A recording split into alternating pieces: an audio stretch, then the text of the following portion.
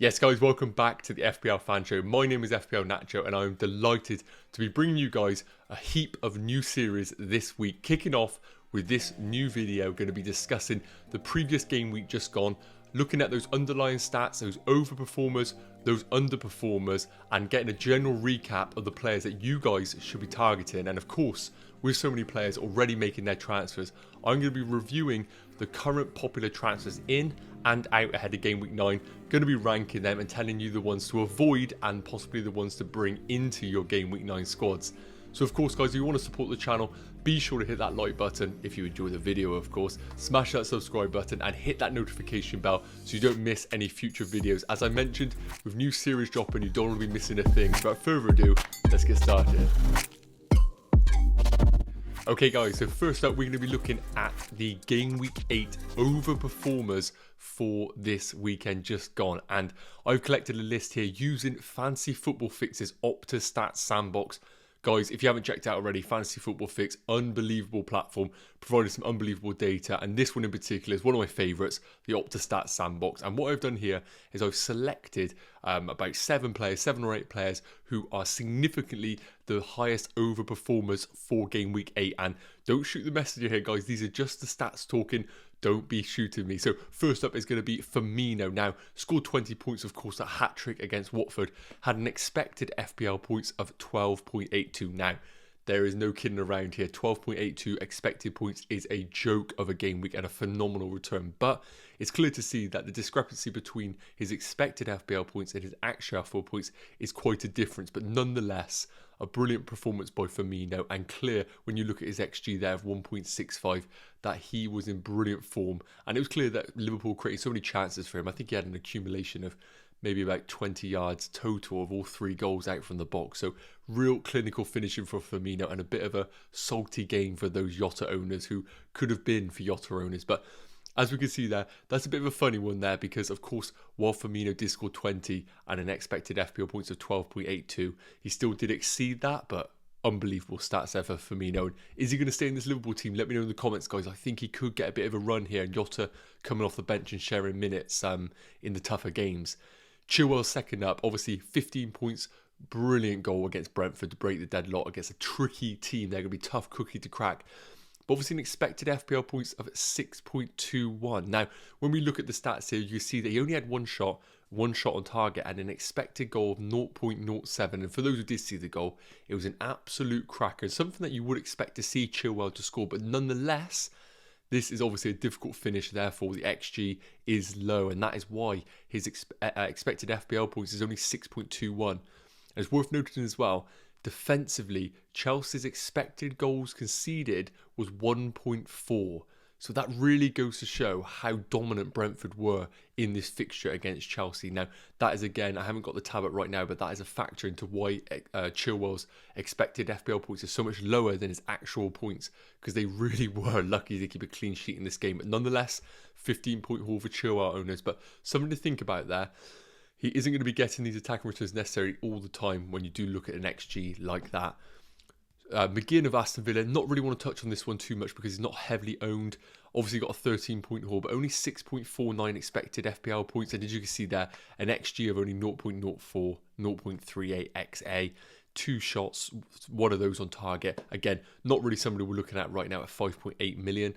And Salah, now, guys, don't shoot the messenger here. I know the guy is probably the best player in the world right now, but even he can exceed his underlying stats. 13-point haul. Whoever saw that goal, unbelievable by Mohamed Salah. Probably goal of the season so far. Does it top his Man City one? Not sure, but he had an expected FPL points of 7.46. Now, although the goal was phenomenal, and I'm going to be contradictory here because I'm about to say that he isn't going to score that every week, but it seems like he's done that 2 weeks on the trot, so who am I to say that? But historically, and according to underlying stats and the way the stats work, he isn't going to be scoring a goal like that all the time from that angle, from that difficulty. So that's why his expected goal was only 0.36. But shot volume still phenomenal for Mohamed Salah. 5 shots, 3 of those on target. He is an absolute must-own if you don't own already. And although he did exceed his underlying stats, still an unbelievable asset. And moving on to another premium asset, Kevin De Bruyne. 11.7.7 XG expected FPL points. And again, with this one here, its XG was only 0.16. Obviously only having one shot and one of those on target. So again, not really what I want to see from an asset at 11.9 million against a team like Burnley, who historically Man City do so well against. Right now at 11.9 million, I really don't think Kevin De Bruyne is worth going into right now.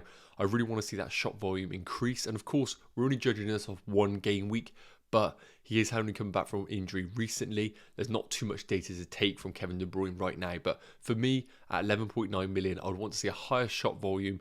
And his expected assist is always phenomenal, so it's worth mentioning that at 0.5. Last two here, Greenwood. Now, those who hold on to Man United assets right now, congratulations. You've made it this far, and you've got your returns right now in Mason Greenwood with a 7-point haul. But again, similar to Salah's shot, whoever did see that, he isn't going to be scoring that every game week. A 0.32 expected goals, and only an expected FPL return of 3.92. But the good thing about Greenwood is something that has been consistent throughout the game weeks is his shot volume. 5 total shots, 2 of those on target. Although he has been rotated recently with minutes, 80 minutes on the weekend, he definitely is still a bright spark in this Man United team. But really do think he is a sell for those owners, mainly because of the return of Rashford. Sancho obviously getting half minutes really across the pitch.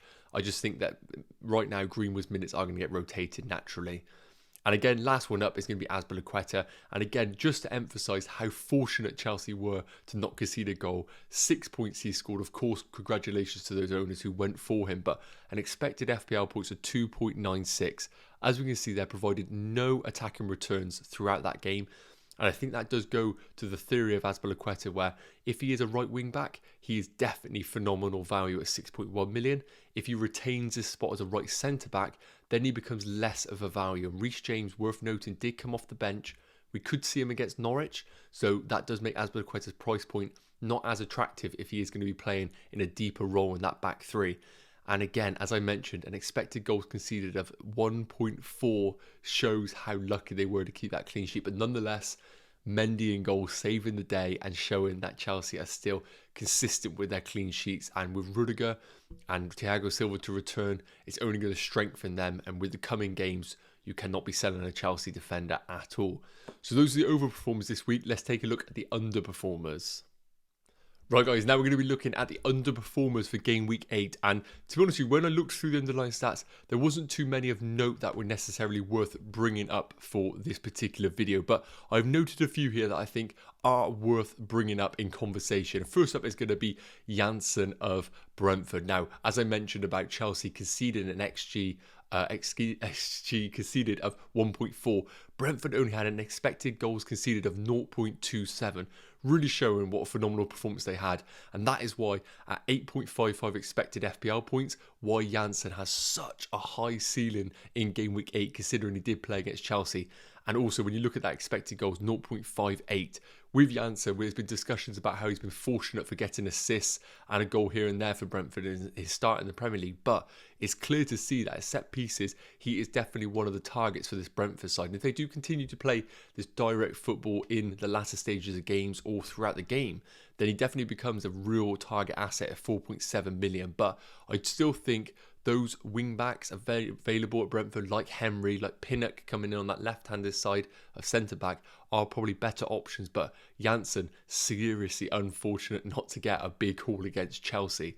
And next up is going to be Broha of Southampton. Now, this one is not necessarily a underperformance here because he had so close to his expected FPL points, 8.11, returning 8 FPL points. But I really do want to note him because he is definitely a very interesting FPL asset that has emerged over the last few game weeks.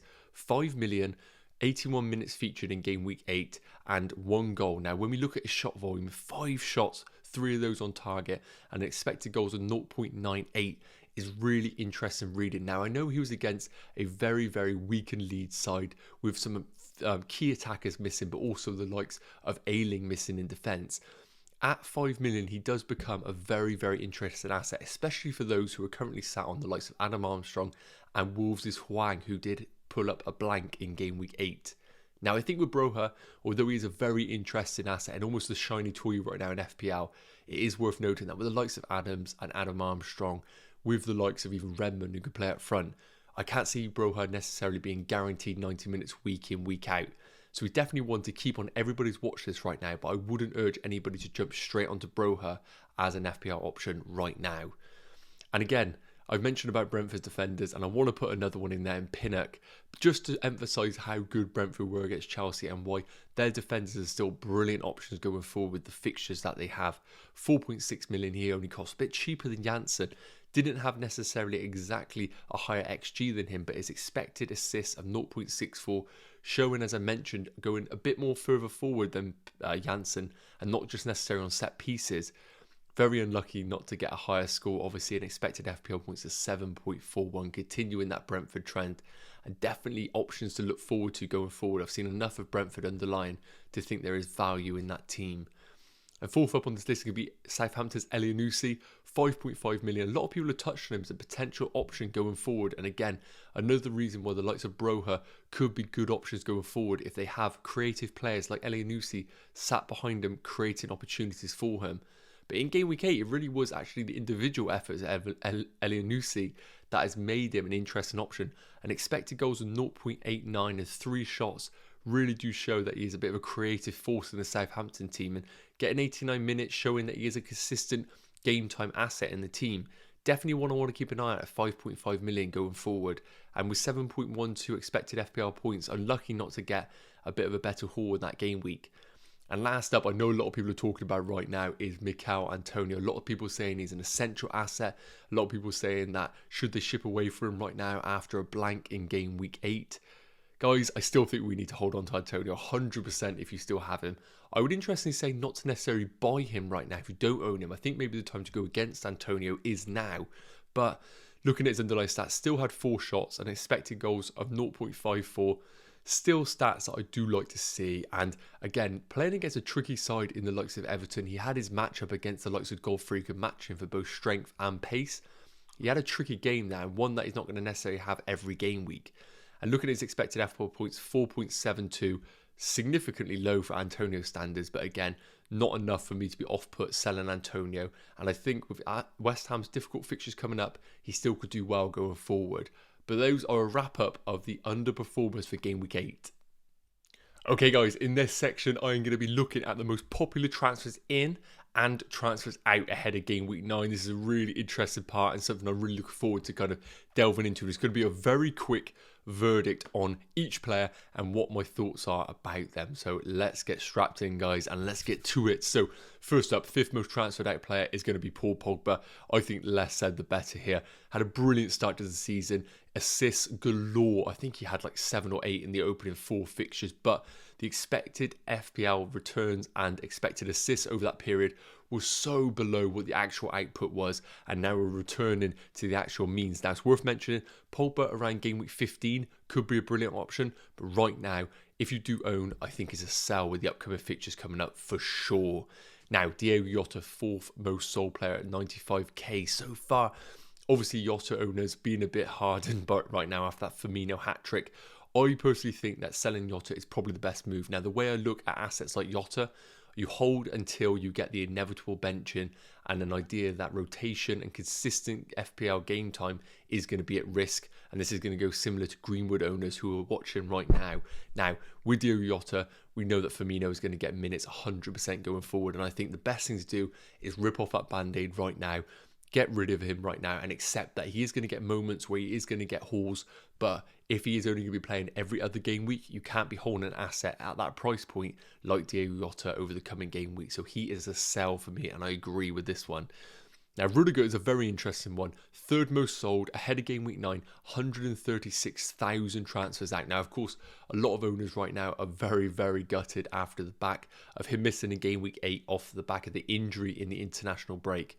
However, we have no idea right now if he is currently injured for game week 9 or not. And I really do think, guys, that's still to this day the best Chelsea defender if you want stability and guaranteed minutes in that Chelsea defence. We saw that just this weekend gone with the likes of Reece James on the bench. Azpilicueta, probably arguably the better option right now if you have the price available. But I really do think if you have Rudiger right now, you hold on to him until Friday night. Apologies, before Friday deadline, remember that one. and get the full information on the press conferences, whether he's available or not. If he is available, that guy will probably start, I imagine, and he is going to be the best option in your Chelsea defence at that price point. So I would hold until Friday lunchtime minimum. Second most sold player is going to be Alonso. And again, really tricky one, and something that Alonso owners knew was going to happen was going to be Ben Chilwell integrated back into this Chelsea team. 154,000 transfers out right now. I personally think that, again, similar to the Jota situation, if you have a high risk appetite right now in FPL, hold on to him and hope for the best. But you have to be wary that Chilwell is going to be operating at least every other game. So I think you cut your ties right now. And I agree with the transfers out. I would look to sell him as well. And last up, Mr. Ronaldo, the boy, most transferred out player, over 290,000 transfers out. People have seen enough. The GOAT's gone out the team. And I really do think that this is in reflection to the upcoming fixtures for the likes of Lukaku with Norwich at home, and with the goal of Kane. People are probably looking at Harry Kane thinking that he is going to be a very good differential at only 5% ownership, I think, right now. So I think if you own Ronaldo right now, you cannot hold on to him. It is going to be complete nostalgia if you hold on to Cristiano Ronaldo. And looking at Lukaku at home to Norwich, I know he's been on a bit of a barren run, but with Ronaldo's fixtures coming up, long term, they look very, very tricky. He could even get rotated with Edison Cavani from time to time. So I think a Ronaldo to Lukaku move is probably the best pick. And I agree with that decision there of him being the most sold player ahead of game week 9. Right then, the one you guys all want to know, transfers in for this game week. Are you making the right decision? I am going to be the judgment for that. So first up, Cancelo, 5th most transferred in player for game week 9. 89,000 transfers in so far. I really still think that he's the best Man City option right now. We all spoke about Diaz being the undroppable centre-back. Bloke gets dropped in game week 8, but I think Diaz is going to be a consistent performer now from game week 9 onwards. And Cancelo, I still think sits in the realms of being rotated from now and then, with Zinchenko coming back in. I still think Cancelo is the number 1 left back, and he gave minutes away from Walker. But that's the good thing about Cancelo. He can operate as both a right back and a left back. Bloke could probably play centre mid if he wanted to. I really do think that bringing in Cancelo for the longer term and having a longer term cap on right now is the best decision. And if I was targeting a Man City defender, I would look to bring in Cancelo and just understand that you might get the occasional game he might sit on the bench, but that high ceiling is going to be worth it in the long term. So Cancelo, totally agree with being transferred in. Azpilicueta, the 4th most transferred in player, 94,000. Again, as I mentioned, he is probably the go-to guy right now, moving aside Rudiger because of the injury, as the asset to target if you want to have guaranteed game time in this Chelsea defence. It really does look like he can operate as the right wing back, right centre back, of course. With Reece James returning, how is that going to manage going forward? I'm not too sure, but I still think Azpilicueta, with his leadership in the side, he is still going to be a consistent bloke in the team. Now, if you do want to go Reece James as an alternative, I don't mind it. But I think Azpilicueta, if you want to go safe and you're worried about the Rudiger injury, is still a good move for the next 2 or 3 game weeks for sure. And I can't believe this is really happening right now. But Mo Salah, 3rd most transferred in at 300,000 transfers. Now, I just want to know who the 300,000 people who didn't own Salah were. Honestly, this is ridiculous that he actually got transfers in. I didn't think it was enough people to bring him in. His ownership is going to be ridiculous now. And a lot of people are talking right now about missing on captaincies, not getting the right captain. If you want to not have a headache, just stick that captain on Mohamed Salah every game week and you'll sleep like a baby. That has been proven over the last few game weeks, playing against tricky sides and of course against Watford. He can do it against all of them, and I really do think if you haven't brought in Mo Salah right now, you still need to. Now, it's worth saying, with Sadio Mane operating really well and underlying stats are there or thereabouts with Mo Salah, I think you could go differential with with Sadio Mane if you want to, but really do think that Mo Salah, if you don't own him, the bloke is probably one of the best players on the planet right now. Less said, the better. He should be in your FPL teams. And another Chelsea defender, I think this is the 4th one we spoke about right now, Chilwell, 2nd most transferred in player ahead of game week this. And again, I apologise guys, Salah isn't 300,000, it's 100,000, I apologise. Chilwell, 2nd most transferred ahead of game week 9. Again, similar to Alonso, he is going to share minutes with Alonso. I still think Chilwell is the number 1 defender for Chelsea, but I think that is still enough competition with Alonso for him to get rotated from time to time. We have to remember Chelsea have tricky European fixtures. There is going to be moments where Alonso might play the easier Premier League games and Tuchel might focus on Chilwell getting the tougher Champions League games. I personally think that I could avoid with Chilwell.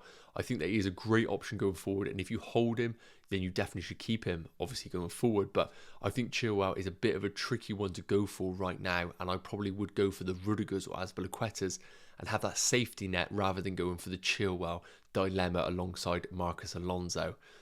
And number one transferred in. Why do we doubt him, guys?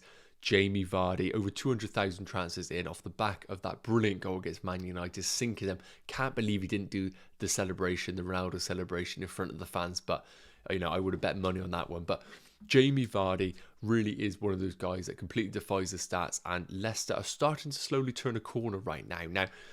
Right now, Vardy is a very interesting asset because Lukaku is blanking. Everybody who is on Ronaldo is looking to shift away from Ronaldo. He poses a brilliant option of being just below the premiums and giving yourself some funds available to invest in the rest of your squad. Jamie Vardy, with the fixtures coming up and Leicester's decent medium-term fixtures, I think if you really are against that Chelsea attack, who are clearly struggling right now to connect the midfield and attack, Jamie Vardy could be an excellent differential over the coming game weeks. Now, would I pick him over Lukaku? No, I would still go with Lukaku over Jamie Vardy. The main reason being is because of a certain Iheanacho emerging into the Leicester teams.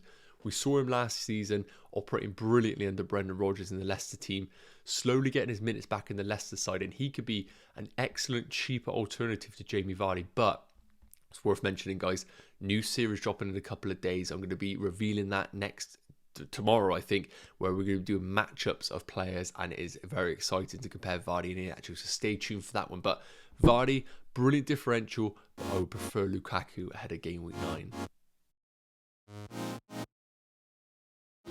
Okay guys, so here we have it, the game week 8 review of my team to finish off this video.